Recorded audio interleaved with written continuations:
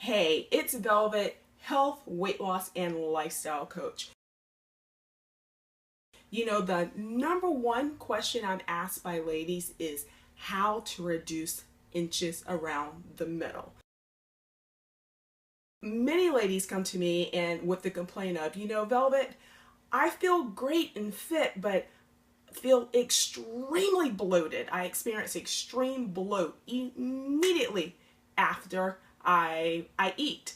One woman says that she actually looks pregnant immediately after she's eaten. Others come to me and they're like, Velvet, I wore the waist trainer. I went on a 10 or 21 day cleanse and I lost inches. I even lost pounds.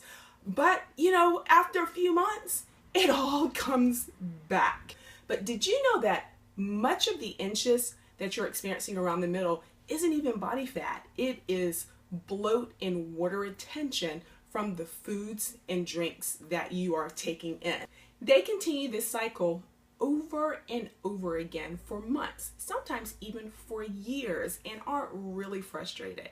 My advice to them usually is, if you're feeling extremely bloated after a meal, if you're feeling like you're pregnant literally after a meal, then it's what you're eating or you're drinking.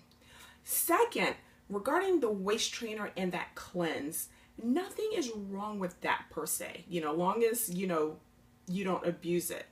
But if you don't figure out what foods and drinks are causing that bloat, once you take that waist trainer off and once you're not on the cleanse anymore and you're actually chewing and eating real foods again, that bloat's just going to come back. If you don't figure this out, you'll never keep it off permanently. You see, waist trainers, fat flush waters, cleanses are temporary and they give temporary results. What you eat and do long term is what will give you long-term results.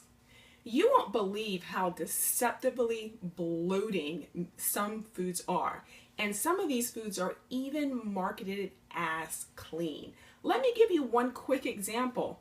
It's that one condiment we all love is called ketchup. One of the biggest culprits to belly bloat is sodium, high levels of sodium. And I don't mean just from your salt shaker, from you sprinkling salt over your foods, but I mean the sodium that is already in the processed foods that we've all grown to love. Store and restaurant bought condiments, sauces, and marinades are generally extremely high in sodium.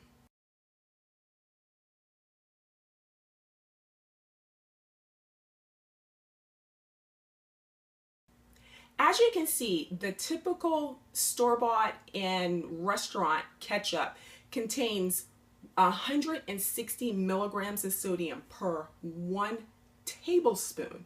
Now, most of us use well over 1 tablespoon over a dish. So that means if you were to pour over 1/4 cup of ketchup over your fries, which is already high in sodium, you would take in 640 milligrams of sodium just from the ketchup alone. Now, this don't mean you can't have ketchup at all. You can do two things. If you're at home or you're in a restaurant with that traditional ketchup, you can just cut your use in half. So instead of using whatever you would normally use, just say if you're using 1/4 cup, cut that in half. So that means that will slice your sodium intake in half. Or for home, you can choose to purchase the no salt added option.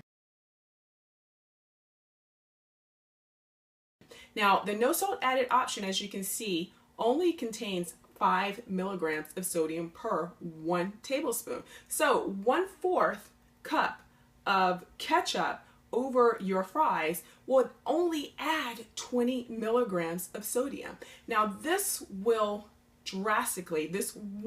example will drastically reduce your sodium intake, and it will help you to drastically reduce the inches around the middle. If you're interested in learning more about the most common bloating foods, select the Learn More button at the bottom.